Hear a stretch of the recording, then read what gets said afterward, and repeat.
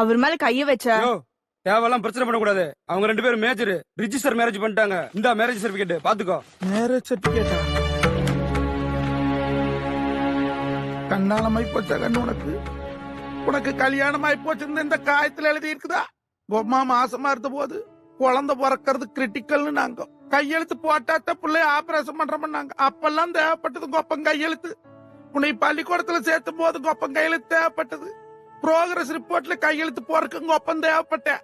இன்னைக்கு உடைய காலேஜ்ல கொண்டு போய் சேர்த்திருக்கும் கொப்பம் கையெழுத்து தேவைப்பட்டது. ஆதார் கார்டு வாங்கறதுக்கும் கொப்பம் கையெழுத்து தேவைப்பட்டது. ஆனா இந்த கல்யாணம் மூய்க்கிறதுக்கு இந்த பாதி கையெழுத்து தேவையில்லைன்னு சொல்லித்தாட கண்ட கண்ட தேசபகம் தெல்லவாரி ஆதாரமே இல்லாத நாய்களை கூட்டிட்டு வந்து கையெழுத்து போட்டு கல்யாணம் பண்ணினியா? இதுக்கு தகுந்த பாவி உன்னை பெத்தனா? நம்ம 17 தலைமுறையில நம்ம புள்ளதான் காலேஜ் போய் படிக்கிறா. அவ கலெக்டர் ஆகுவான்னு நினைச்சனே, இப்படி கல்யாணத்தை பண்ணிட்டு வந்து நின்னு தொலையறியடி. அட அம்மனி, அவன் மூஞ்சி பாருடி. வங்கொடக்காய்க்கு வார்னிஸ் அடிச்ச மாதிரி ஒரு முகரை.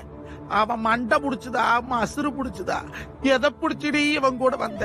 அப்பா எனக்கு கல்யாணம் பண்ணிக்கிறதுக்கு தெரியும்னு சொல்லிருத்தீங்க. ராஜா மாதிரி 1000 மாப்பிள்ளைகளை கொண்டாந்து நிறுத்திருப்பனே. கல்யாணம் மூஞ்சி 7 வருஷம் குளத்தில கொம்மாளுக்கு. ஊருலகம் பூரா மலடி மலடின்னு பேசுறாங்கன்னு சொல்லி அந்த ஆத்தா கோயில போய் மடியேந்தி கையேந்தி மடிப்பிச்சு எடுத்து மாவிளக்கு போட்டு அங்க பிரதர்சனம் பண்ணி அம்மனி நீ வந்து பிறந்த. என் குலதெய்வமே எனக்கு வந்து பிறந்திருக்குன்னு சொல்லி தரடி உனக்கு செல்வநாயகின்னு பேரு வச்சேட பாவி. என்னை பெத்த தாய் தாப்ப காலில் கூட நான் விழுந்ததில்லை.